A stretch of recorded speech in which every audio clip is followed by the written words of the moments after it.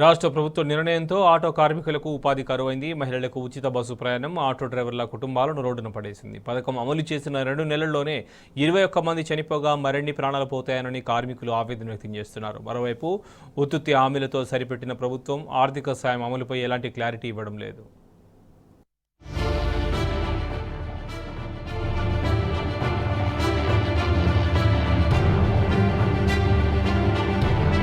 కాంగ్రెస్ ప్రభుత్వం తీసుకున్న ఒక్క నిర్ణయం ఆటో డ్రైవర్లకు శరాఘాతంగా మారితే ఆర్థిక సాయంపై ఇప్పటి వరకు నిర్ణయం తీసుకోకపోవడంపై వారికి ప్రాణ సంకటంగా మారింది. ఆర్టీసీ బస్సుల్లో మహిళలకు ఉచిత ప్రయాణం ఆటో కార్మికుల జీవితాలను దారుణంగా దెబ్బతీసింది. బతుకుదెరువు లేక భవిష్యత్తు అగమ్య గోచరంగా మారడంతో మనస్తాపం చెంది ఇప్పటి వరకు 21 మంది ఆటో డ్రైవర్లు ప్రాణాలు తీసుకున్నారు. అయినప్పటికీ కళ్లు తెరవకపోవడం ప్రభుత్వ నిర్లక్ష్యానికి నిలువెత్తు నిదర్శనమని ఆటో యూనియన్లు ఆగ్రహం వ్యక్తం చేస్తున్నాయి.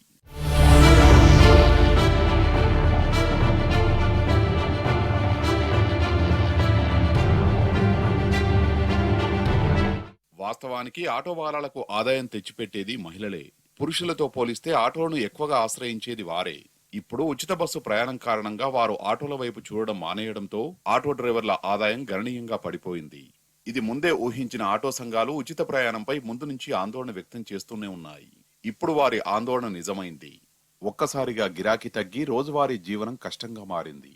ఈ వేదన భరించలేని కొందరు ఆత్మహత్యలు చేసుకుంటుండగా మరికొందరు గుండెపోటుతో మరణించారు. ఇప్పటి వరకు రాష్ట్ర వ్యాప్తంగా 21 మంది ఆటో కార్మికులు ప్రాణాలు తీసుకోవడంతో వారి కుటుంబాలు రోడ్డున పడ్డాయి.